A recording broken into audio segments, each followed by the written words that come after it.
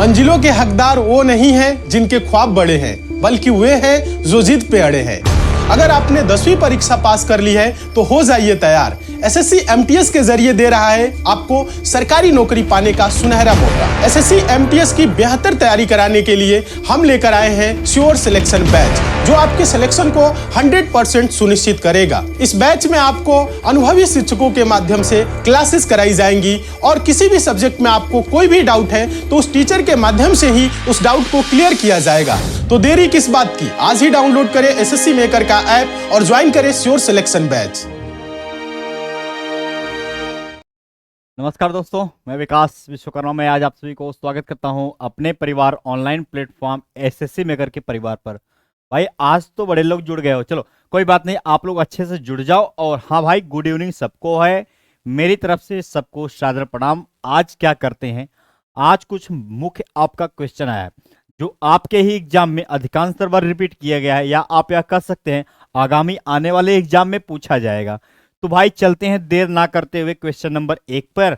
और ये मैं आपको बता दूं, अगर आपका हिंदी जो है बेहद कमजोर होगा तो कोई बात नहीं, आपको घबराने की आवश्यकता नहीं है। अगर आज कोई नया बच्चा जुड़ा होगा तो यह मान के चले कि उसको हिंदी सीखना है और पूरा जीरो से सीखना है और उसको सुपर हीरो बनना है। भाई क्वेश्चन नंबर, अब चलते हैं नंबर 1 पर। क्वेश्चन नंबर 1 ये कह रहा है, आपका क्या कह रहा है? क्वेश्चन नंबर 1 है कि निम्न में से अर्ध स्वर कहलाता है। आपके एग्जाम में अगर आप कोई भी एग्जाम अगर देंगे, अगर आपने कोई ठाना हुआ है एग्जाम देने के लिए, तो आप यह मान लीजिएगा आपको एक हिंदी से ये क्वेश्चन तो रख ही दिया जाता है, क्या है, निम्न में से अर्ध स्वर कहलाता है। हाँ भाई, पहचानते ये अर्ध स्वर क्या होता है। अर्ध स्वर कुछ बच्चे देखकर घबरा जाते हैं, तो घबराना नहीं है आप सभी को, मैं बताता हूं क्या होता है। और ना ही ज्यादा आप सभी को टेंशन लेके पढ़ना है, मैं बताता हूं ये अर्ध स्वर के। भाई य होता है, एक र होता है, एक ल होता है और साथ साथ एक व होता है। ये जो होता है आपका, वह आपका क्या कहलाता है? अंतस्थ व्यंजन कहलाता है। तो लिख दीजिए, अगर कोई बात नहीं, यहां पर ये होता है अंतस्थ व्यंजन होता है और कुछ भी नहीं होता। आप बोलेंगे कि इसमें क्या है, तो भाई सिर्फ इसमें यही है कि जो ये है य और ये जो वह है आपका, ये दोनों मिलकर बेचारे बोलते हैं कि हम तो एक अर्ध स्वर हैं। ये बोलते हैं हम अर्ध स्वर हैं। तो दो और आपका बचता है, बचता कौन है? एक र बचता है, ये आपका लुंठित होता है। भाई इसे लुंठित व्यंजन के नाम से जानते हैं। और आपका ये ल, ये आपका क्या होता है? ये तो आपका पार्श्विक व्यंजन होता है। आपको पता होना चाहिए कि इसे पार्श्विक व्यंजन कहते हैं। पूछा है कि इसमें आपका कौन सा अर्ध स्वर है, तो अर्ध स्वर आपका दो ही है, कि यह है और आपका वह है, यही है। तो कहीं अगर यह व या कुछ भी ऐसा लिखा होगा तो आपका सही है। कहीं लिखा है, हाँ भाई लिखा हुआ है, एक ऑप्शन पे ही छुपा था आपका, यह ए ऑप्शन पर ही छुपा था, जो कि आपका जबरदस्त तरीके से आंसर देता है। अगर चीजें नहीं समझ आती, स्क्रीनशॉट लिया करो, चीजों को समझने का प्रयास करो। आप लोग सारी चीजें समझ में आती हैं, डाउट एकदम नहीं रखना है कभी भी कि इसमें क्या। आपको अगर नहीं समझ आता, मैं बताता हूं। ये देखो, ये र लव, ये तो अंतस्थ व्यंजन होता है, अंतस्थ व्यंजन लिखा हुआ है, कोई दिक्कत नहीं। ये आपका जो केवल ये स्पेशल आपका जो ये होता है, र होता है और ये ल होता है, इसके लिए तो लुंठित होता है, इस ल के लिए पार्श्विक होता है। आपका यही दोनों बचता है जो ये अर्ध स्वर कहलाता है। भाई ऐसे ही आपको समझना है। अब चलते हैं क्वेश्चन नंबर 1 पर। देखिए आपका आगे क्वेश्चन आया हुआ है 2 नंबर का। क्या कहता है? श्री कामता प्रसाद गुरु जी के अनुसार विराम चिन्हों को किस भाषा से लिया हुआ माना जाता है? भाई ऐसा है कि ये चिन्ह है जो आपका, ये विराम चिन्ह होता है आपका, दिन रात जो बेचारा विराम चिन्ह आपको मदद करता है लगाने में। ये विराम चिन्ह की कभी भी पूछा जाए कि ये इसकी संख्या कितनी होती है, तो आपको एक चीज याद रहना चाहिए हमेशा के लिए कि इसकी संख्या सदैव के लिए 20 ही होती है, इससे अधिक नहीं होती। 20 से अधिक नहीं होती। तो आपको एक पता चल गया कि इसमें होने वाला क्या है। 19 तो ऐसे आपके विराम चिन्ह हैं, 19 तो आपके ऐसे विराम चिन्ह है। हाँ भाई, राइट ऑप्शन आ रहा है आप सभी का राइट ऑप्शन आ रहा है। थोड़ा पढ़ाने दीजिए क्योंकि आज बेहद तरीके से अच्छा क्वेश्चन लाया हूं, आप ही लोगों के लिए, आपके एग्जाम में आता है।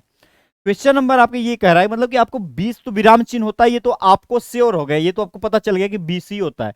लेकिन आपका जो ये 19 होता है विराम चिन्ह, ये आपका इंग्लिश से लिया हुआ माना जाता है। भाई सब के सब ये इंग्लिश के हैं, आपका ये इंग्लिश का है। केवल आपका एक ऐसा है जिसे हम पूर्ण विराम कहते हैं। भाई पूर्ण विराम चिन्ह कहते हैं। आप बोलेंगे उसका कैसा होता है, तो पूर्ण विराम कौन नहीं देखा भाई, हर जगह पूर्ण विराम ऐसे ही लग जाता है, तो वो पूर्ण विराम कहलाता है। ये आपका पूर्ण विराम ही एकमात्र ऐसा है जो हिंदी के माध्यम से लिया गया, भाई हिंदी के द्वारा लिया गया है।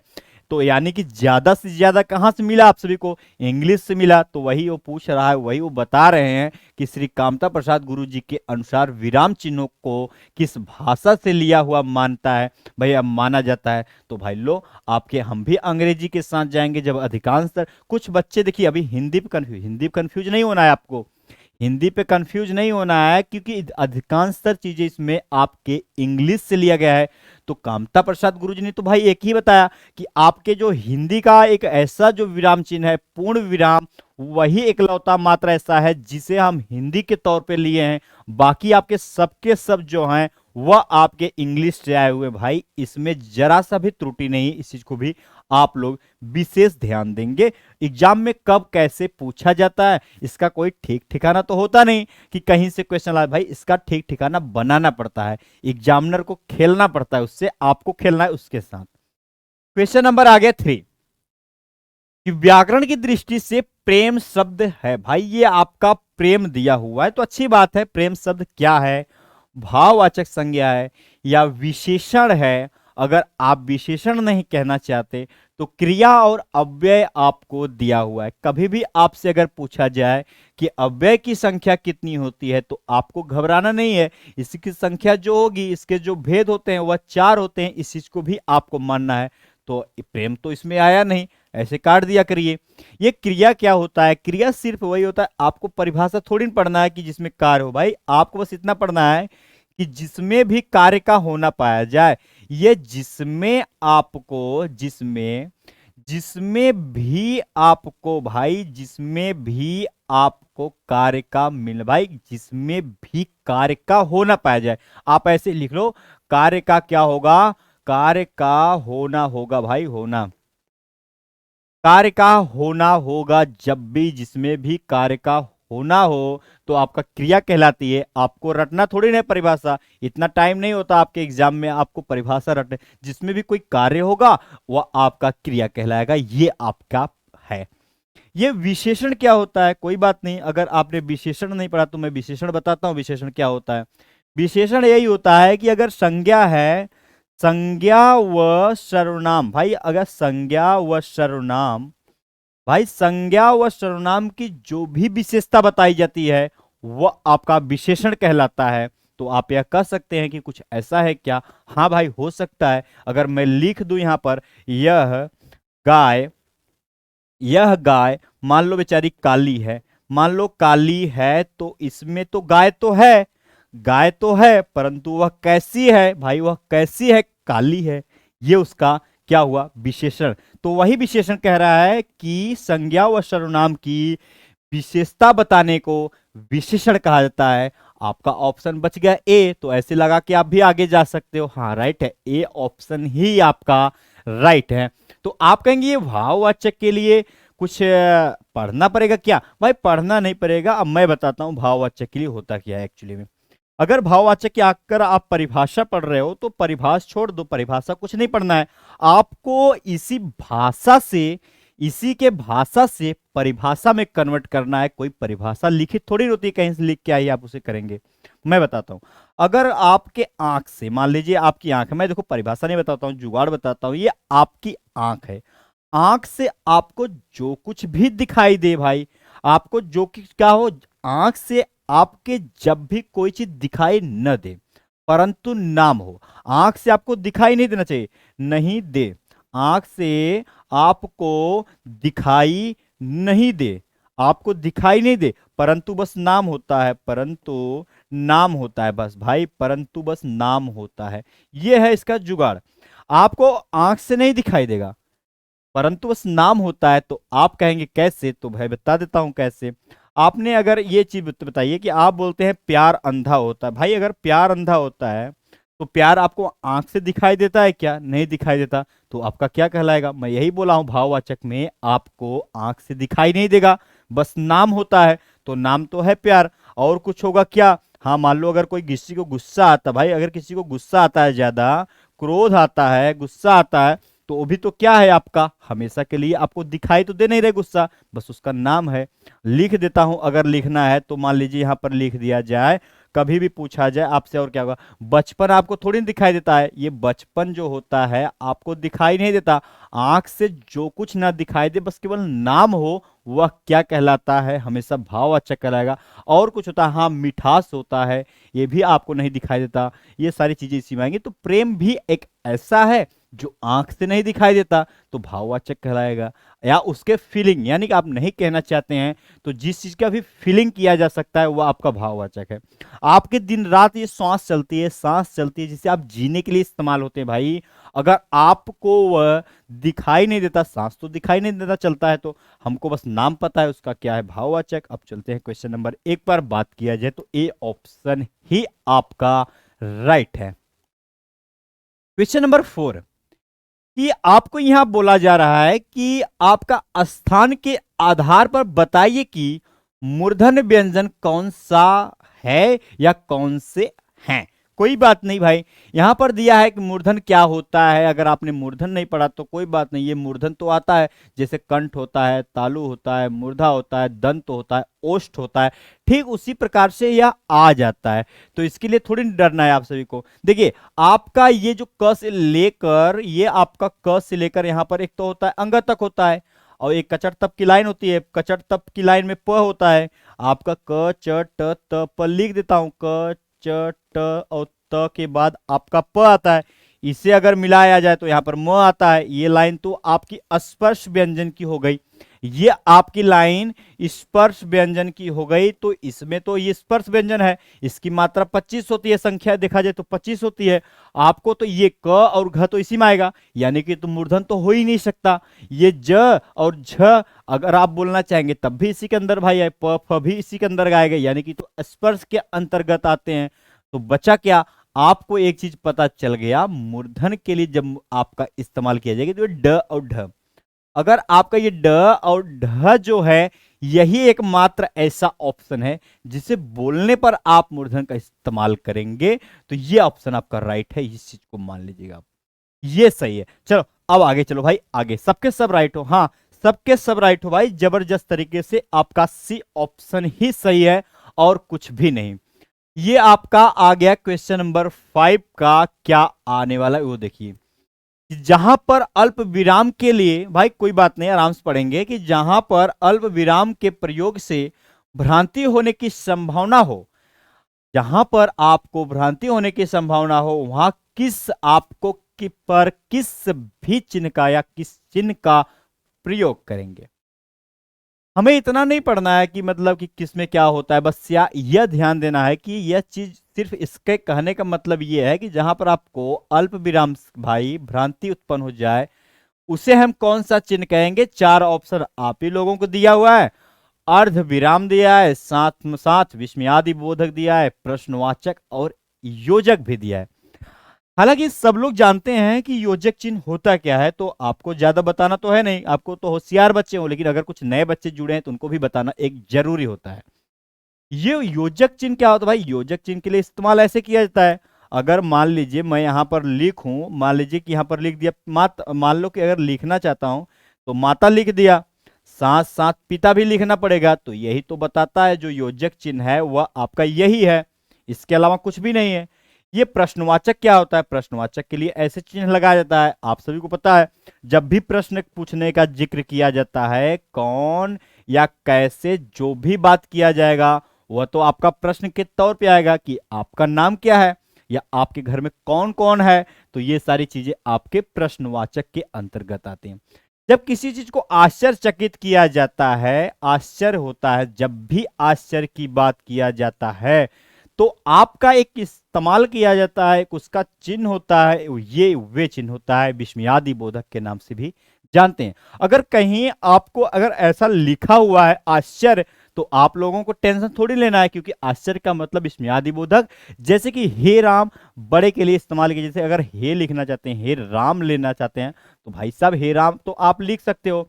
तो ये आपका क्या लग जाएगा, एक आपका विस्मयादि बोधक का चिन्ह लग जाता है और कुछ नहीं। अगर छी छी कहना चाहते हैं, हट हट कहना चाहते हैं, भाई साहब ये सारी चीजें जो होती हैं आपके विस्मयादि बोधक के अंतर्गत ही आते हैं। आपका ऑप्शन बचा ए। ऑप्शन जब भी ए बच जाए, ए आप सभी का जब भी ऑप्शन बन जाए, हाँ राइट हो, ए ही सही होगा, आपका सही है, आपका ए ही सही है। अगर कभी पूछा जाए ये अगर सही है तो क्यों सही है भाई, ये आपको जानना बेहद जरूरी होता है। एक होता है पूर्ण विराम, एक होता है अल्प विराम, एक होता है पूर्ण विराम, एक होता है भाई अगर पूर्ण विराम जो है उससे थोड़ा सा पहले और अल्प विराम से थोड़ा सा ज्यादा, तो आपका क्या कहलाएगा, अर्ध विराम कहलाएगा। आप कहेंगे कैसे, तो यहां पर लिख देता हूं भाई। अगर कौन जैसे मैं कहूं कि अगर सूर्य जो है, ये आपका दिन रात जो सूर्य है, सूर्य चमक रहा है भाई, अगर सूर्य चमक रहा, आपका सूर्य चमक रहा था या सूर्य चमक रहे हैं, कोई दिक्कत नहीं होने वाला है। चलो सूर्य चमक रहा है या सूर्य चमक रहे थे लिख दो भाई, सूर्य चमक रहे थे, आपका थे लिख दिया, तो आपको यही चिन्ह मिला, कि आपको यही चिन्ह मिला, सूर्य चमक रहा था या रहे रहे थे। भाई जब रहा है तो उसका दोस्त होता है, क्या होता है वो, रहे थे। सूर्य चमक रहे थे भाई, चलो लिख दिया, सूर्य चमक रहे थे, आपको ये चिन्ह लगा दिया, किसका लगा दिया, अर्ध विराम का चिन्ह लगा दिया। आप कहेंगे कैसे, तो भाई सूर्य तो चमक रहे थे, परंतु क्या हो रहा था उसके साथ, लूए भाई चल रहे थे। लूए जो हैं वो बेचारे चल रहे थे, लू चलता है, लू चलता है, लूए चल रहे थे। ये आपका जो होगा, ये आपका जो चिन्ह लगाया जाता है अर्ध विराम के तौर पर लगाया जाता है। हाँ राइट ऑप्शन की बात किया जाए तो लो भाई आप सभी का ही सही है, जरा सा भी गलती नहीं है, आपका सटीक ऑप्शन है। और सारी चीजों को समझने का प्रयास करेंगे, धीरे धीरे क्लास को लेंगे, ताकि आपको आपके ही एग्जाम में आपसे गलती ना हो, इस चीज का मैं विशेष ध्यान देता हूं हमेशा के लिए। मुझे कोई जल्दबाजी थोड़ी नहीं रहता है, आप ही लोगों को जल्दबाजी रहता है, मुझे तो कोई जल्दबाजी नहीं रहता। मैं तो सोचता हूं कि धीरे धीरे चीजों के लेके चलूं, आपको एक विस्तार से ले चलूं। एक समय ऐसे आ जाएगा, एक समय ऐसा आ जाएगा कि हम भी ऐसे करके आगे बढ़ जाएंगे, चलो भाई आगे चलते हैं, ऐसा भी समय आ जाएगा। लेकिन अभी समझने का और सीखने का आपका एक समय है, अगर इस समय को आप इस्तेमाल करते हैं तो बेहद अच्छा होता है। कैंची कैसा शब्द है, कैंची जो है वह कैसा शब्द है, तो आपको ये बताना है। तत्सम क्या होता है भाई, अगर संस्कृत का कोई शब्द है, अगर कोई मान लीजिए ये संस्कृत लिखा हुआ है, संस्कृत का जो कुछ भी शब्द होगा वो आपका क्या होगा, तत्सम होगा, इसके अलावा तो कुछ होगा ही नहीं। आप कहेंगे कैसे, तो भाई यहां पर जैसे कि आपने एक चीज देखा होगा, एक तो होता है प्रथम होता है, प्रथम होता है, तो भाई अगर प्रथम है, अगर उसे तद्भव बनाना है, तो ये तद्भव के लिए तो भाई हिंदी का होना पड़ेगा इसको। अगर इसको तद्भव बनाना है तो इसको हिंदी का होना पड़ेगा, और हिंदी यही कहता है कि यहां पर आपका पहला हो जाएगा। लो भाई पहला इसमें हो गया। अगर ये कह रहा है कि आप तो नृत्य हैं, ये नृत्य हैं, तो भाई तद्भव क्या कहेगा, आप तो नाच हैं, लो भाई नाच लिख दिया। अगर आपका तत्सम कहता है कि मैं तो पृथ्वी हूं, भाई लो भाई आप पृथ्वी हो, तो ये तो कहेगा मैं तो धरती हूं। ये सारी चीजें जो होंगी आपका समझना है कि संस्कृत क्या होता है, तद्भव क्या होता है। संस्कृत का ऐसा सब भाई जो भी रहेगा तत्सम कहलाता है, हिंदी के जो भी शब्द रहेंगे हमेशा के लिए तद्भव कहलाते हैं।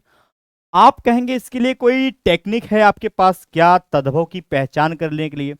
आपको टेक्निक में बता देता हूं, लगभग चीजें फंस जाएंगी। अगर आपको तद्भव की पहचान करनी है, आपको अगर एग्जाम में अगर आप फंस गए हैं मान लीजिए किसी वर्ष, तो आप यह तद्भव अगर दिखाई देता है, तद्भव के लिए मैं पहचान बता देता हूं कि अगर किसी के ऊपर अगर किसी चंद्र बिंदी लगा हुआ है, अगर किसी के भी ऊपर चंद्र बिंदी लगा हुआ है, तो वह क्या कहलाएगा, तद्भव कहलाता है। इस चीज को भी ध्यान देखेंगे। आप कहेंगे कैसे, लो लिख देता हूं। ये आपकी गेहूं लिखी रहती है, तो गेहूं तो ऐसे ही लिखा जाता है, तो ये आपका चंद्र बिंदी लगा हुआ है, आपका क्या कहलाएगा, तद्भव कहलाएगा। चांद क्या है आपका, ये चांद क्या है, हमेशा के लिए तद्भव कहलाएगा क्योंकि चंद्र बिंदी लगा हुआ है। तो और कुछ होगा क्या, हाँ गांव होता है, लोग गांव के ऊपर भी लगा दिया, ये भी आपका क्या कहलाएगा, हमेशा के लिए तद्भव कहलाएगा। ये मोस्टली चीजें मिल जाएंगी आपको, तो आपको टेंशन नहीं लेना है, ये तो 99% आपके हेल्प करेंगे, इस चीज को भी विशेष ध्यान देंगे अगर तद्भव की पहचान करनी है तो। देशज क्या होता है भाई, जिनके उत्पत्ति का स्रोत ना पता हो, हाँ राइट ऑप्शन, नहीं पता हो, जिसके उत्पत्ति का आपको स्रोत ही ना पता हो तो वह क्या कहलाएगा। हाँ अगर आप कहना चाहते हो सारी चीजें कर सकते हो, मैं बताता हूं। देशज शब्द क्या है कि अगर जिसके उत्पत्ति का आपको स्रोत नहीं पता है, जैसे कि अगर मैं बोल दूं परंतु उसे बोल आम चाल भाषा में इस्तेमाल करते हैं, ऐसा नहीं है। जैसे कि मान लो कि अगर आपके घर में कोई मेहमान आया हुआ है, आपने तो अभी लोटा को क्या बोलते हैं भाई, मग वगैरह घर में जो कुछ होता होगा आप उसे बोलेंगे लोटा। अगर मान लीजिए कोई आपके मेहमान आया हुआ है तो आप बोलेंगे कि जरा लोटा लाना, तो भैया लोटा क्या होता है, उसको पता ही नहीं लोटा क्या होता है। लोटा तो है, उसके उत्पत्ति का स्रोत नहीं पता है, ना जाने कहां से चला है, परंतु आम बोलचाल भाषा में इस्तेमाल किया जाता है, तो क्या कहलाएगा, देशज कहलाएगा। तो लोटा भी आपका एग्जाम में पूछा गया है बार बार, तो इसलिए लोटा को लिखना तो जरूरी है। साथ साथ अगर मान लीजिए कोई और आ गया, मान लीजिए आप घर में बैठे हुए हैं, खाना वगैरह बढ़िया लगा हुआ है टेबल पर, आप खा रहे हैं, ठीक है, खाएंगे तो आपसे पूछा जाएगा भाई, अगर भाई आपसे मुंह से गलती से निकल गया ये जरा कटोरा लाना, तो भाई तो मेहमान रहेगा तो बोलेगा कटोरा क्या होता है भाई, परंतु उसे आम बोलचाल भाषा में इस्तेमाल किया जाता है, तो आपका वह भी हो जाएगा, कटोरा भी आपका एक प्रकार से आ जाएगा देशज शब्द के अंतर्गत। कहते हैं कि वो बहुत ठेस आदमी है यार, तो लो भाई ठेस जब रहेगा तो ठेस भी आपका क्या होगा, हमेशा के लिए आपका देशज शब्द आएगा। अगर ठेस नहीं है तो ठेठ होगा, ठेठ भी आपका देशज के अंतर्गत आएगा, इसके बाहर तो आता ही नहीं। ये सारी चीजें खत्म होती हैं तो आता है नंबर विदेशज का। विदेशज में भी ऐसा ही है, कुछ ऐसे शब्द हैं जो विदेश से हैं परंतु वह इस्तेमाल के लिए हम अपने देश में आम बोलचाल भाषा में इस्तेमाल करते हैं। तो आप कहेंगे क्या क्या ऐसा हो सकता है, बहुत कुछ ऐसे होता है। जैसे कि अगर मैं यहां पर लिख दूं, अगर तोप लिख दूं, ये तोप होता है जो आप जानते हैं तोप चलाया जाता है, ये तोप जो होगा वह है। तो ये आपका क्या है, ये तो तुर्की भाषा का शब्द है परंतु बोलचाल भाषा में हम तोप ही बोलते हैं। डॉक्टर के पास इलाज कराने जाते हैं, इलाज के लिए जाएंगे, तो इलाज भी आपका अरबी भाषा का शब्द है, ये तो आपका क्या हुआ, आपका विदेश का शब्द हुआ। आप रेलवे स्टेशन पे जाते हैं टिकट लेने लेने भाई टिकट ले लो, भाई टिकट भी जो लोगे आपका क्या रहेगा, आपका देशज शब्द रहेगा। और कुछ होगा क्या, हाँ भाई आपका होता है, अगर ये जो लास्ट है ये भी तो आपका देशज शब्द है, आप बोलोगे कैसे, तुर्की भाषा का शब्द में भाई आ जाएगा। और क्या होगा, ये सारी चीजें जब आएंगी तो कैंची भी आपकी जो है ये तुर्कियन भाषा की शब्द, भाई तुर्की भाषा की शब्द है, यानी कि बाहर की है, उसे हम बोलचाल आम भाषा में इस्तेमाल करते हैं, तो हम यह कह सकते हैं भाई आप तो एक प्रकार से विदेशज हो, और कुछ भी नहीं हो सकते। इस चीज को भी विशेष ध्यान देंगे आप सब। चीजें समझ में आई, चलो आ गई भाई, अच्छी बात है, ऑप्शन डी ही सही है, इस चीज को भी विशेष आप लोग ध्यान देंगे। और आगे चलते हैं, क्वेश्चन नंबर यहां पर 7 दिया है कि ओटदाता शब्द, ओटदाता शब्द का है कौन सा है, यौगिक शब्द है, योग रूढ़ है, या आप रूढ़ कह सकते हैं, फारसी कहेंगे। आपको देखिए आपको परिभाषा के तौर पे नहीं जानना है कि ये यौगिक शब्द क्या होता है, ये रूढ़ क्या होता है, और ये योग ऋण क्या होता है, ऐसा नहीं, मैं बता देता हूँ कैसा, मेरे को पता है शॉर्ट तरीका क्या है। एग्जाम में इतना आप सभी को टाइम थोड़ी ना होता है कि आप जाके वहां पर मस्ती करोगे कि पढ़ाई पढ़ के गए हो, पूरा पढ़ना जरूरी थोड़ी ना है आप लोगों के लिए। पढ़ना क्या है मैं बताता हूँ। अगर आपके दो शब्द है, मान लो अगर ये दो शब्द, साफ साफ साफ बातें समझो कि दो शब्द अलग अलग, अलग अलग भाई ये अलग अलग शब्द के होंगे, दो शब्द अलग अलग शब्द के होंगे, भाषा के नहीं होंगे, ये शब्द होता है। दो शब्द अलग अलग शब्द के हो तो जब भी जुड़ेगा तो आपका यौगिक कहलाएगा, आप बोलेंगे कैसे, तो कोई बात नहीं भाई, यहां पर यही चीज दिया हुआ है, दिया गया है, मैं बताता हूं आप सभी को। आपको एक चीज दे दिया, आपको यहां पर दिया ओट दाता, चलो भाई लिख देता हूं, ओट लिख देता हूं, और यहां पर दाता लिखा हुआ है, दाता भी लिख दिया। ओट दाता जब लिखा हुआ है भाई, ओट तो अलग है, ये ओट भाषा अलग है भाई, दाता भाषा अलग है, अगर इन्हीं को जोड़ दिया जाए तो आपका क्या कहलाता है, ओट दाता कहलाता है, पूरा मिला दीजिए, यौगिक शब्द हो जाएगा। दो अलग अलग शब्दों के मिलने से जब भी कोई विकार उत्पन्न होता है आता है तो क्या कहलाता है? आपका यौगिक कहलाएगा। 7 का ए ही सही है। और ऋण क्या होता है इसे भी समझ लीजिए। ऋण शब्द के लिए क्या होने वाला है आप लोग अगर आप समझेंगे तो अच्छा रहेगा, और कुछ भी नहीं, ये चीजें आपको ध्यान से देखेंगे कि ऋण शब्द आपको परिभाषा नहीं पढ़ना है कि ऋण शब्द का क्या होता है भाई। जिसका ना, ये जिनका मान लो लिख देता हूं, जिनका खंड ना हो सके, जिनका खंड ना हो सके भाई, ना हो सके, जिनका खंड ना हो सके क्या कहलाएगा? वह तो होता है आपका ऋण शब्द। आप कहेंगे भाई कैसे हो सकता है? तो लो, आप ही लोगों के लिए जुगाड़ लेके आया हूं। ये अगर मैं यहां पर जल लिख दूं तो मैं कहूंगा कि इसका अलग अलग करो, तो अलग अलग आप करेंगे, ल का कोई मतलब थोड़ी नहीं निकला, जल का कोई मतलब नहीं निकला, तो ये तो अलग हो ही नहीं सकता भाई। जिनका खंड ही ना हो वह क्या कहलाएगा? ऋण कहलाएगा। आप कहेंगे और क्या है? तो अगर मैं गलती से यहां पर मान लो लिखना चाहता हूं तो लिख सकता हूं। अगर मान लीजिए आपकी नाक है, हाँ, आज मान लो आपकी ही कोई नाक है, ये नाक, चलो नाक लिख दिया। नाक का मतलब थोड़ी नहीं पता है ना, तो क का मतलब है, तो पता जब ना हो तो खंड ही ना हो सके तो आपका ऋण कहलाएगा। और कुछ होगा क्या? हाँ लिख देता हूं। पशु होता है, बेचारा पशु भी होता है, पशु के लिए भी आप खंड नहीं हो पाएगा। प का मतलब पता ही नहीं है, साथ साथ सु का मतलब भी नहीं पता है, जब खंड ही ना हो आपका ऋण कहलाता है। ये यौगिक ऋण। योग ऋण क्या है? योग ऋण क्या है भाई? अगर आपने योग ऋण नहीं पढ़ा तो कोई बात नहीं। अगर आपको योग ऋण की पहचान करना है, यह किसी एक के लिए विशेष होता है, बस इतना ध्यान देना, ज्यादा नहीं पढ़ना है। यह किसी एक के लिए भाई, किसी एक के लिए, यह किसी एक के लिए विशेष होता है, विशेष होता है, विशेष, यह किसी एक के लिए विशेष होता है। आप बोलेंगे कैसे होता है? तो आप भाई ये भी जान लीजिए कि अगर एक लोग के लिए विशेष होता है तो क्या होने वाला है। यहां पर आपने एक देखा होगा, एक तो देखा होगा गिरधर को देखा होगा। ये जो गिरधर होते हैं ये किसके लिए इस्तेमाल किया जाता है? गिरधर तो आपके वही मिलेंगे, क्या मिलेंगे? आपके कृष्ण जी भाई, कृष्ण के लिए ही मिलता है। गिरधर कौन होता है? वही होंगे। कोई बात नहीं भाई, ये जो गिरधर होते हैं वह कृष्ण जी होते हैं, और कोई तो होता नहीं, तो इस चीज को भी आप लोग ध्यान देंगे। अगर मैं पंकज लिख दूं, यहां पर केवल पंकज लिख दूं, तो पंकज का किसी एक के लिए ही होगा। किसके लिए होगा? कमल के लिए पंकज का हो जाता है भाई। ये सारी चीजें जो होती हैं किसी एक के लिए क्या होती हैं? ऋण होती हैं, विशेष होती हैं। आप कहेंगे ऐसे नहीं समझ में आया, तो कोई बात नहीं। ऐसे अगर आपको नहीं समझ में आया तो कोई बात नहीं, आप इतना समझ लो कि आपको योग ऋण में क्या होगा कि जब भी आपको भगवान का नाम दिख जाए, मोस्टली चीजें आपको क्या दिखेगा? आपको क्या दिखेगा? भगवान का नाम दिखेगा। साथ साथ अगर आपको पर्यायवाची दिख गया, आपको पर्यायवाची दिख गया, तो आप यह लगा के चले आइएगा कि आपका योग ऋण होगा, और कुछ नहीं होगा।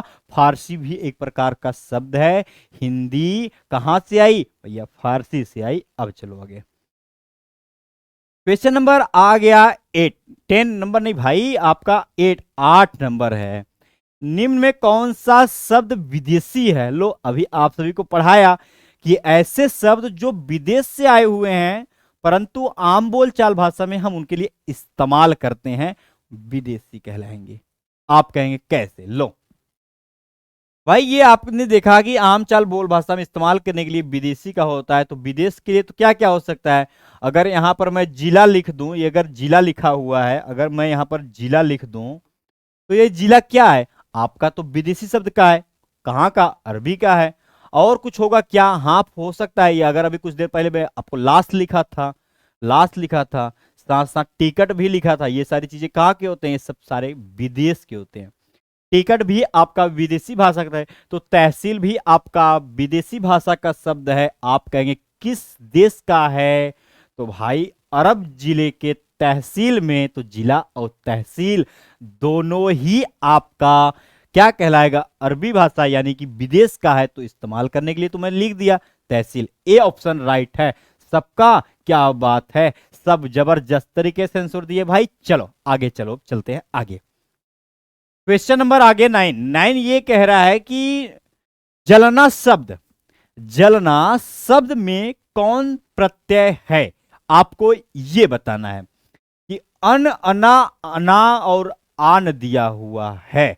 कोई बात नहीं भाई, अगर आपने कभी भी नहीं पढ़ा कि प्रत्यय क्या होता है तो मैं आपको बताता हूं कि मेरा एक होता है शेयर मार्केट का जुगाड़, जो मैं दिन रात आप लोगों के लिए ही बना के लाया हूं और चलाने का प्रयास करता हूं। अगर प्रत्यय की पहचान करनी है तो आपको तो मूल शब्द पकड़ना पड़ेगा। मूल का मतलब ये होगा कि जो उसकी भूमिका होगी एकदम मेन होगा। तो आप कहेंगे क्या हो सकता है, अभी पता चल जाएगा क्या होगा। उसके पीछे का जो बचता है, ये जो पीछे का जो कुछ भी बचता है तो वह क्या कहलाता है, आपका हमेशा के लिए प्रत्यय कहलाता है। तो आप कहेंगे ये पीछे का बचेगा, हाँ पीछे का ही बचता है। अगर कुछ लिखा है तो ले लेते हैं भाई, यहां पर जलना लिखा हुआ है, चलो लिख देते हैं यहां पर कि जलना लिख दिया। ये जलना लिखा हुआ है, अगर मैं कहूं कि इसमें मूल शब्द क्या है तो आप यह कहेंगे कि इसमें तो मूल शब्द जल है। इसमें जो है मूल शब्द जो है वो तो जल है, ये आपका मूल शब्द है। मैं बताया कि इसके पीछे का जो बचेगा क्या कहलाएगा, प्रत्यय कहलाएगा। तो लो भाई, पीछे बचा हुआ है ना बचा हुआ है, यही आपका प्रत्यय है। अगर कहीं गलती से इसमें प्रत्यय लिखा होगा तो आपका सही होगा। चलो खोजते हैं, कहां हो भाई आप। ये आपका सी ऑप्शन पे छुपा हुआ था, 9 का सी राइट है। जबरदस्त तरीके से आंसर भाई। चलो अब चले हैं आगे, चलते हैं क्वेश्चन नंबर आगे 10 नंबर पे।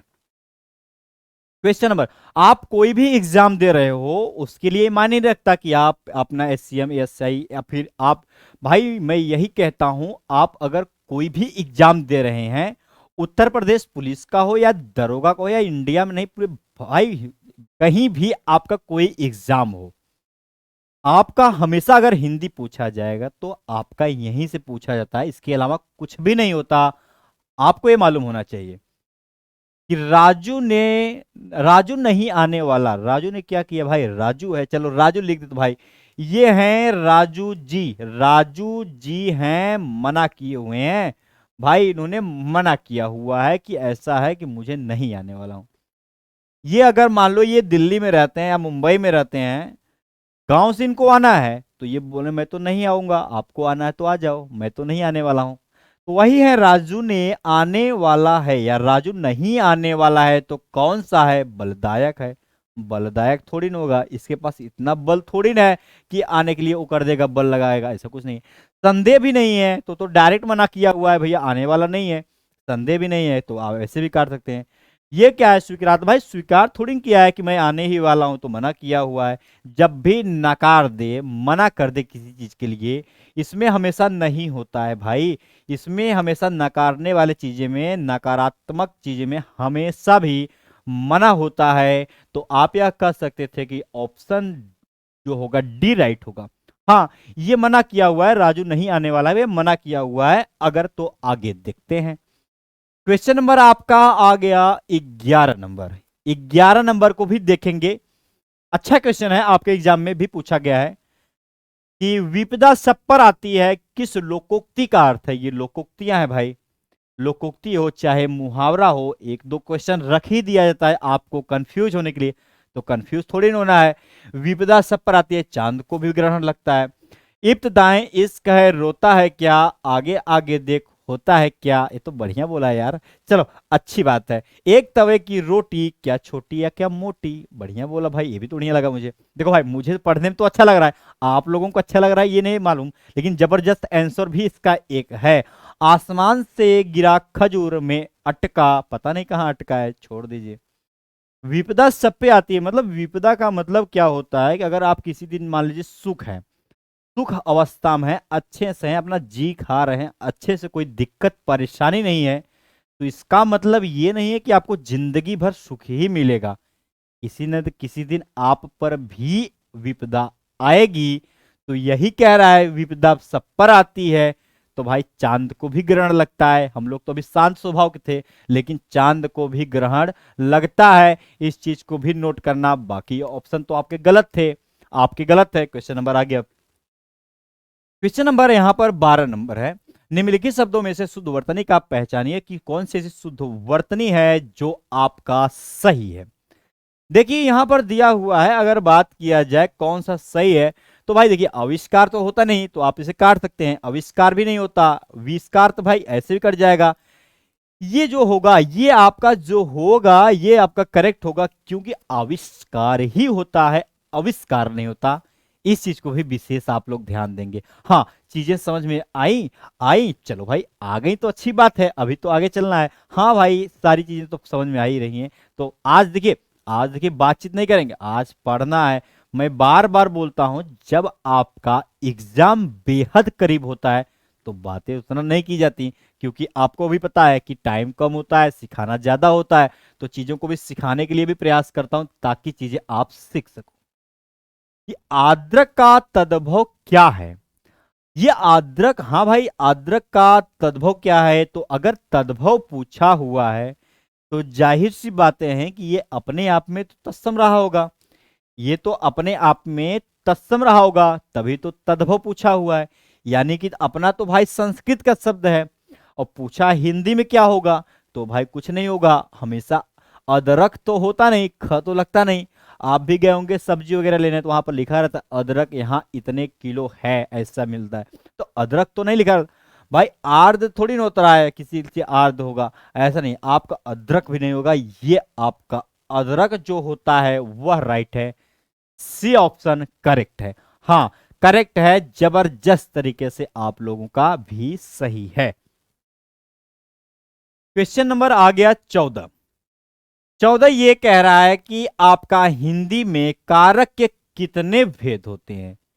ये आपका कारक होता है तो कारक से भाई जाहिर सी बातें हैं कि क्वेश्चन पूछी जाती, भाई हमेशा पूछा जाता है कि कारक के कितने भेद होते हैं या किसमें कौन सा कारक है, ये भी पूछा जाता है।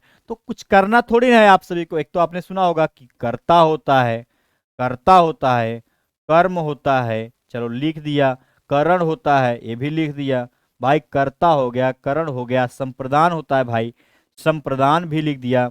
आपको ये सारी चीजें लिख दिया गया। एक तो होता अपादान होता है, अपादान लिख दिया, अपादान होता है, और कुछ होता है, हाँ भाई संबंध भी होता है, जो दिन रात बेचारा संबंध होता है, इसको क्यों छोड़ेंगे।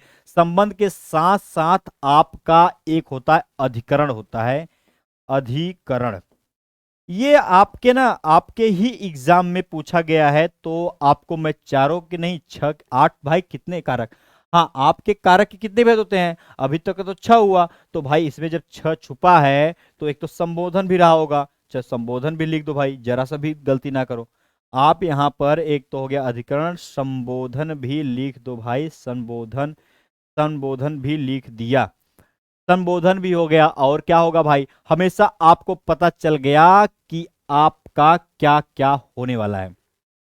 कि कारक के जब भी बात किया जाए तो आपको कर्ता ने कर्म को करण से के द्वारा संप्रदान के लिए, अपदान से अलगाव का भाव, सम अधिकरण के लिए में पर, और संबोधन के लिए हे ओ अरे। काउंट कर लीजिए, चलिए काउंट करते हैं और पता लगाते हैं कि अगर कारक है तो कारक के कितने भेद होते हैं। 1 हो गया, 2 हो गया, 3 4 5 6 7 8, कहीं 8 लगा होगा तो लगा सकते हैं, आप लोग भी सही हैं, क्योंकि आपको पता है कि 8 से ज्यादा तो होता ही नहीं, इस चीज को भी विशेष ध्यान देंगे। आगे चलो, क्वेश्चन नंबर नेक्स्ट ये है कि 15 नंबर का आगे, निम्नलिखित में से द्विगु समास क्या है।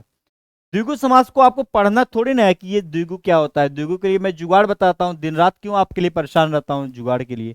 द्विगु में प्रथम पद जो होता है ये आपका प्रथम पद जो होगा वह संख्यावाची होता है मेरे भाई, संख्यावाची होता है। आप बोलेंगे कैसे, तो लिख देता हूं, जरा सा भी देरी नहीं करूंगा, मैं यहां लिख देता हूं।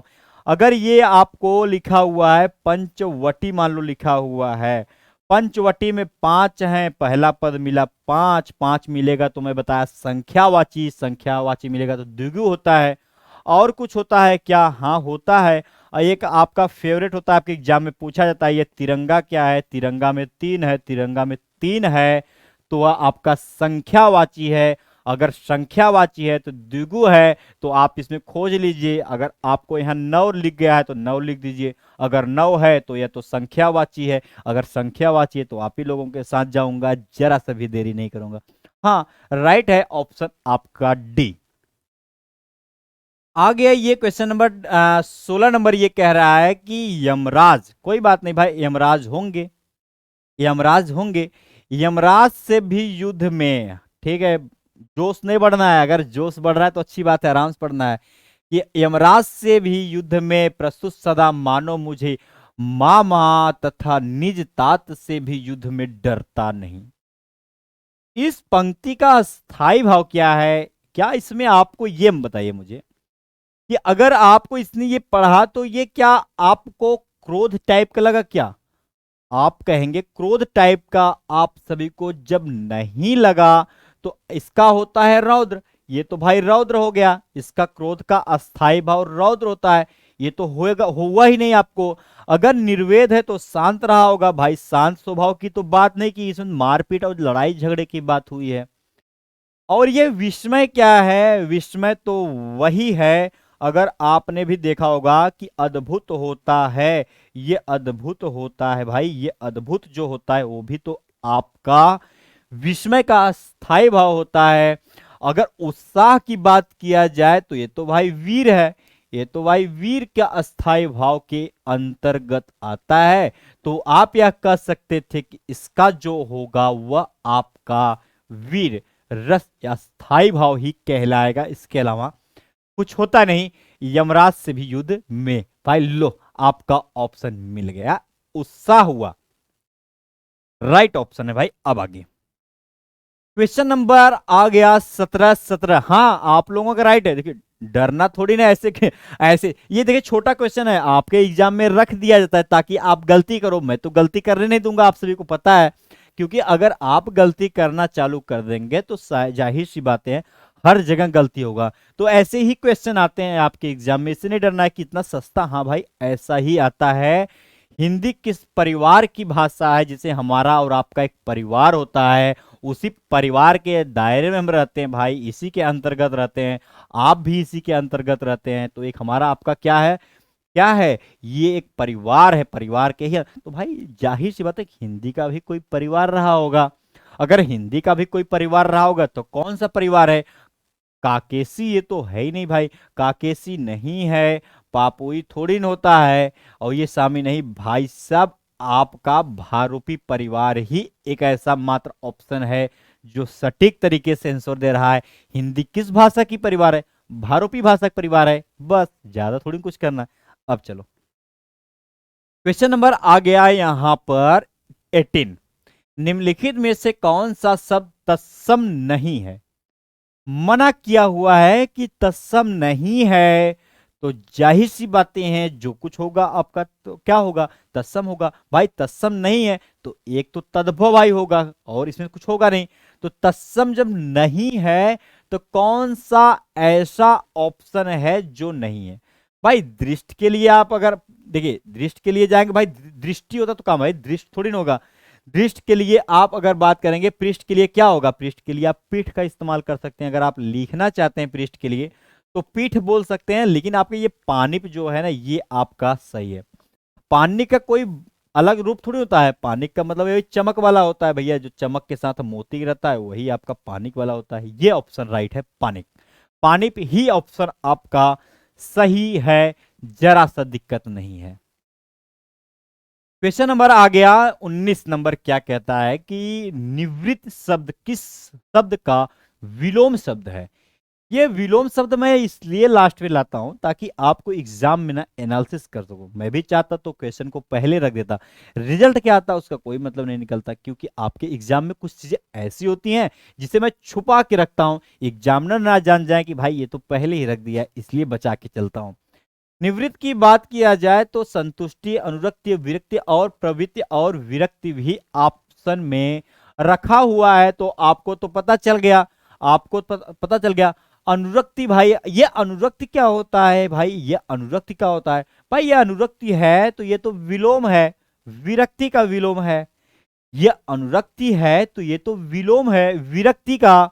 और ये संतुष्टि का विलोम क्या है भाई? संतुष्टि। अगर आपको लग रहा है तो कुछ करना नहीं है, आपको असंतुष्टि लगा दो, सारी चीजें खत्म हो जाती हैं। ये आपकी असंतुष्टि हो जाएगी, ये आपका खत्म हो जाएगा। बचेगा क्या? जो भी बच जाता है आपका सटीक आंसर रहता है, आपको भी पता है। ऑप्शन आपका सी, सी, सी ही सही है। हाँ, सी ही सही है आप लोगों का। आप तो बहुत तेज हो, आपको मालूम है, ज्यादा बताना तो है नहीं, आप लोग इतना तेज हो। भाई होशियार बच्चे का एक कहानी होता है, होशियार से थोड़ी डरते हैं, क्योंकि उन्हें मालूम है मुझे होशियार बनना है। 20 नंबर क्या है? निम्न में से कौन सी भाषा संस्कृत भाषा की अपभ्रंश, भाई अपभ्रंश है? कौन सा है ये आपको समझना है कि संस्कृत भाषा की अपभ्रंश कौन सी है इसमें से।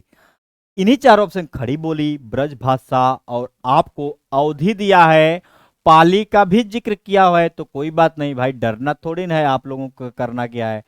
ये देखिए भाई, अगर आपको संस्कृत आई, साथ साथ भाई पाली का भी तो उद्गम हुआ था।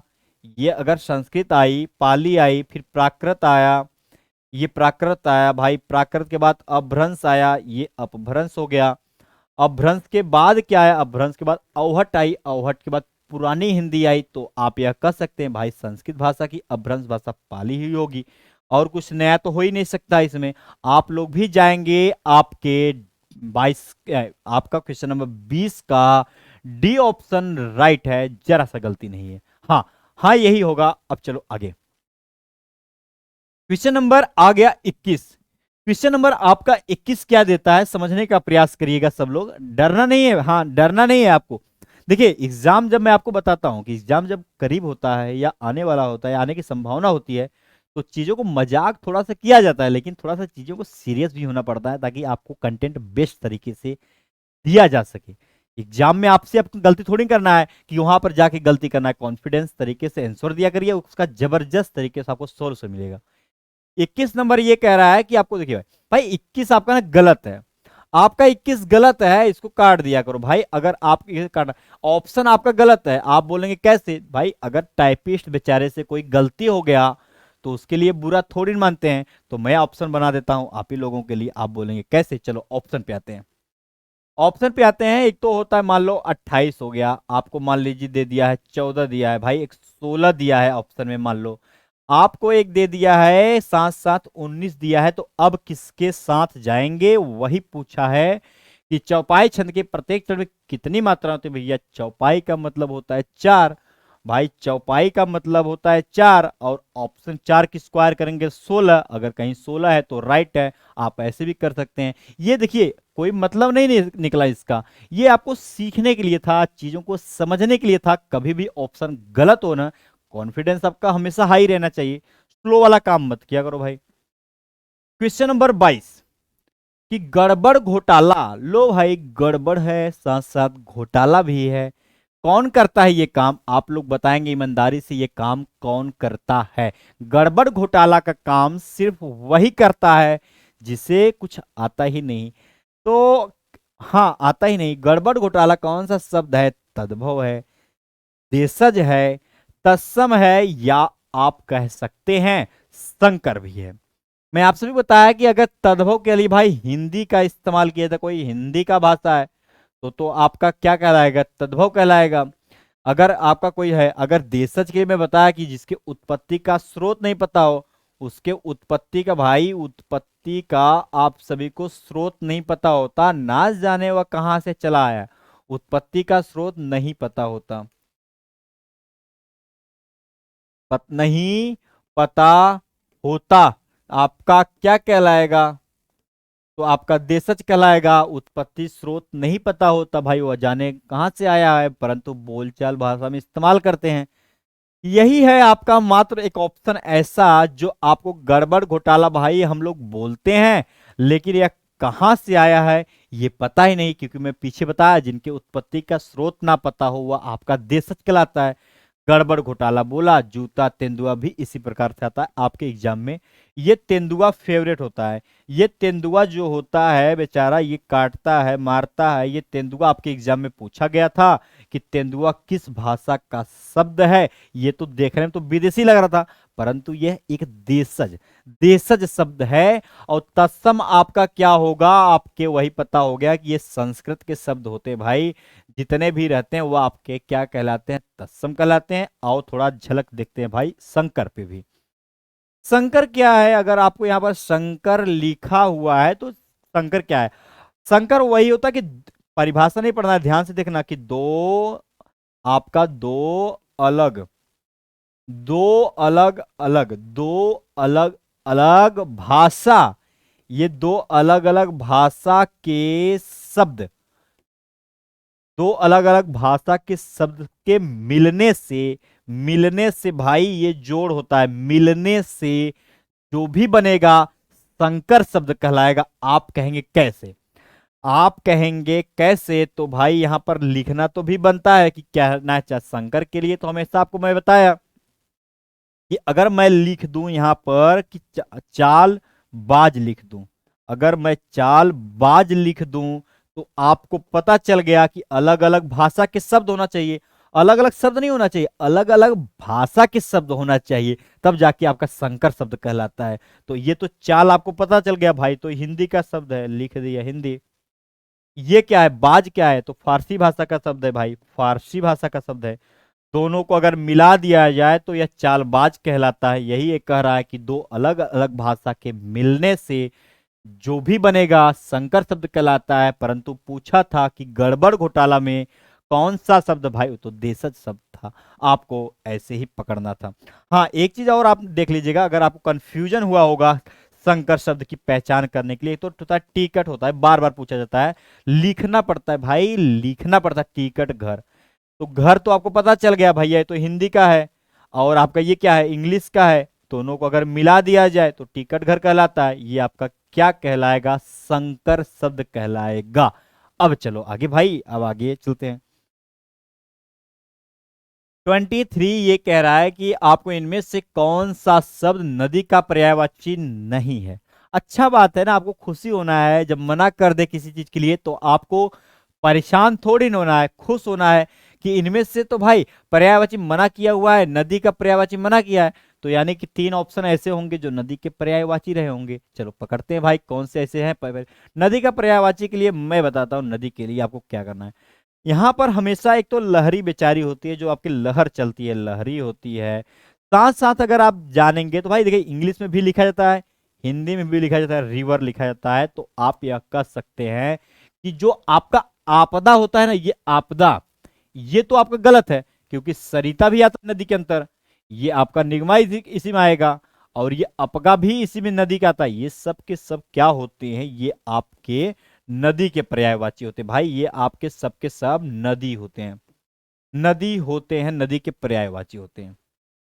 आप बोला जाए इसमें आपका आपदा क्या है, भाई आपदा वही होता है अगर आपके ऊपर संकट कोई आ जाए, संकट जब आ जाएगी तो आपदा हो जाएगी, विपदा, आपदा, यही सब क्या कहलाते हैं, संकट। ये ऑप्शन बी राइट था।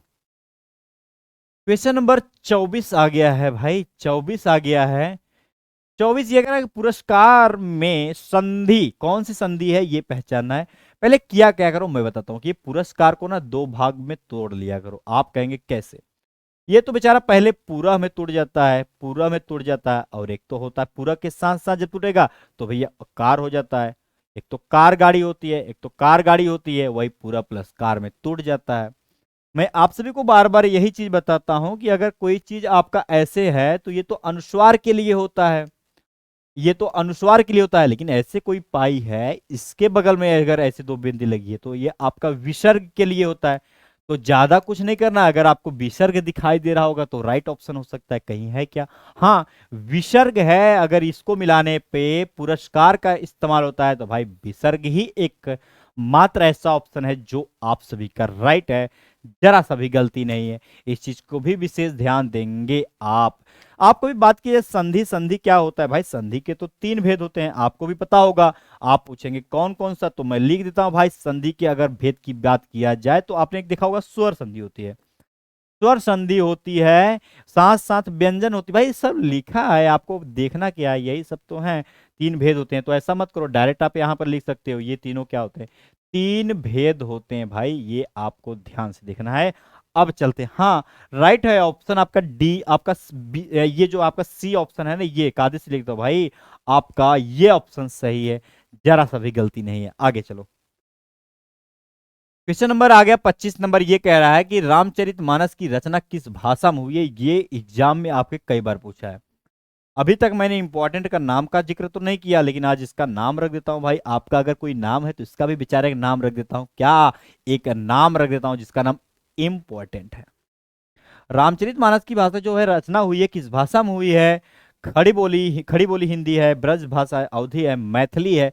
तो कभी भी ध्यान देना, जब भी पूछा जाए आपसे, जब भी पूछा जाए किस भाषा में हुआ है भाई, ये आपका हाँ राइट है भाई। ये ऑप्शन सी ही करेक्ट ऑप्शन है। सी मात्र एक ऐसा ऑप्शन है जो आपका सही है, राइट है। अवधि में ही लिखा गया था श्री रामचरितमानस जी को भाई। आगे क्वेश्चन नंबर आ गया 26 भाई। 26 देखिए इंपॉर्टेंट है, इसलिए मैं बताता हूं कि गोस्वामी तुलसीदास का नाम सबने सुना है, का निधन भाई, मृत्यु हुई थी वाराणसी के किस घाट पर हुआ था। आपको भी पता होगा कि वहां पर एक घाट है, जैसे ना आपको ये घाट हो गया, एक ये घाट हो गया, एक ये घाट हो गया। जब ऐसे ऐसे करते करते ना एक होता है 80 घाट। ऐसा नहीं है कि ना 80 घाट बस वहां पर नाम है भाई, एक एक करके करके जाएंगे ऐसे। एक दूसरे घाट पे घूम लिए, तीसरे घाट पे घूम लिए, चौथे घाट पे घूम लिए। जब जाएंगे ना आप, एक 80 घाट आएगा, तो इसी का नाम भी है 80 घाट। इसका नाम ही है 80 घाट। तो उनकी जो मृत्यु हुई थी तो 80 घाट पे हुई थी, मणिकर्णिका पे नहीं हुई थी भाई। आपका एकमात्र ऑप्शन भाई यही है जो 80 घाट राइट है। इन सारी चीजों को भी विशेष आप लोग ध्यान देंगे कि 80 घाट नहीं, यहाँ 80 घाट नहीं, वहां पर एक एक करके 80 घाट बनाया गया है। जो 80 घाट आपका बनाया गया है वो किसी नामकरण के लिए नहीं है। आपका 1 2 3, आपका जब लास्ट में 80 आता है ना, तो उसी घाट का नाम रख दिया गया 80 घाट। हाँ ये है। ये आपका लास्ट क्वेश्चन है 27। आपको अब अपने हिसाब से देखना है, पढ़ना है, सोचना है, समझना है। नीचे दिए गए विकल्पों में से तद्भव शब्द का चयन कीजिए। तद्भव का चयन करना है तो मैं आप सभी को बताया भी हूं। अगर आप सभी को तद्भव की जब भी पहचान करनी है तो मैं आपको बताया। अगर किसी आपको भी पहले जो वीडियो, हमारे कुछ न्यू स्टूडेंट हैं, अगर मान लीजिए कोई पुराना है, कोई पीछे नहीं देखा, आगे करके देख लिया भाई, कोई बात नहीं। अगर आपके नजर में कभी भी अगर आपको तत्सम से तद्भव पहचानने नहीं आता तो कोई बात नहीं, आपको हमेशा एक जुगाड़, एक ट्रिक मैं बता देता हूं। जो आपका ये जुगाड़ मैं बताता हूं, अभी पीछे भी बताया था, ये 99% काम करता है। इस चीज को भी ध्यान देना। 1% के लिए अगर चीजें नहीं आती तब के लिए पढ़ाया जाता भाई। अगर जब 99% काम करती हैं तो देख लिया जाता है। अगर किसी के भी ऊपर अगर ऐसे कोई है, अगर उसके ऊपर चंद्र बिंदी लगा हुआ है तो हमेशा के लिए तद्भव कहलाएगा। इस चीज को नोट करना, इस चीज को नोट करना कि जब भी किसी के ऊपर चंद्र बिंदु लगा रहेगा तो आपका क्या कहलाएगा, तद्भव कहलाएगा। आप कहेंगे कैसे, मैं अभी बताया कि चांद के ऊपर लगा रहता है तो यह तो तद्भव कहलाता है, गांव के ऊपर लगा रहता है तो यह तो तद्भव कहलाता है। ये गेहूं भी लिखा था, आप सभी को पता है कि गेहूं भी लिखा था, ये भी आपका तद्भव। अगर कहीं दिखे तो लगा सकते हो। हमें तो कुछ दिखा नहीं, हमें तो पता नहीं इसके बारे में, लेकिन मालूम है कि इसके ऊपर चंद्र बिंदी लगा हुआ है। आपका बी ऑप्शन मुंह, आपका बी ऑप्शन मुंह एकदम सही है, जरा सा गलती नहीं है। ऐसे ही करना है, आप सभी को ध्यान पूर्वक समझने का प्रयास करिएगा, चीजें समझ में आ जाएंगी। आप उन सारी चीजों को भी नोट करेंगे, रोजाना आपको नई नई चीजें दिखेंगी। करना कुछ थोड़ी ना है आपको कि परेशान नहीं होना है, परेशान नहीं होना है, आराम आराम से पढ़ना है। जब एग्जाम आपका पास हो या आने वाला हो तो थोड़ा सतर्क हो जाया करिए कि चीजें कब से कहां से आ जाएं, कोई ठेक ठिकाना तो होता नहीं। तो आपको धैर्य बना के पढ़ना है। आपसे मैंने कभी मांगा, आपसे मैं बार बार बोलता हूँ 24 घंटा से मैं, मुझे बस सिर्फ 1 घंटा चाहिए। ये 1 घंटा में आपको बेहतर बनाने का प्रयास करता हूँ। परिभाषा तौर पे यार, परिभाषा कौन पढ़ेगा, इतना बड़ा परिभाषा कौन पढ़ता है। जब काम हमारा इतने में चल जाएगा तो इसको क्यों जरूरत पड़ती है भाई। आपको मैं बोलता हूं कि दिन रात की मुझे बस सिर्फ आपका टाइम पे रोज 5 बजे केवल आपका 1 घंटा ही चाहिए, उससे ज्यादा नहीं चाहिए। सिलेक्शन श्योर है भाई, अभी से लगोगे सिलेक्शन श्योर हो जाएगा। कुछ बच्चे क्या करते हैं, जब एग्जाम करीब होता है तब पढ़ाई को स्टार्ट करते हैं, उसका रिजल्ट 0 आता है। उनको पता है कि जाके वहां पर कुछ नहीं करना है, ऐसे गोला गोला बनाना है बस। भाई ऐसा ऐसा गोला गोला बनाओगे तो आपको तो फेल होना ही है, लेकिन आपको मैं फेल होने नहीं दूंगा, क्योंकि मेरे पास वो भी जुगाड़ है पास कराने वाला। और जिस बच्चों को नहीं पढ़ने आता तो कोई बात नहीं, नहीं पढ़ने वाला भी जुगाड़ मैं लेके चलता हूँ। मैं अगली क्लास में स्वागत करूंगा अपना भाई। तब तक के लिए आपको रोजाना 5 बजे आना है। मैं विकास विश्वकर्मा, मैं स्वागत करूंगा अगली क्लास में। थैंक यू, नमस्कार दोस्तों।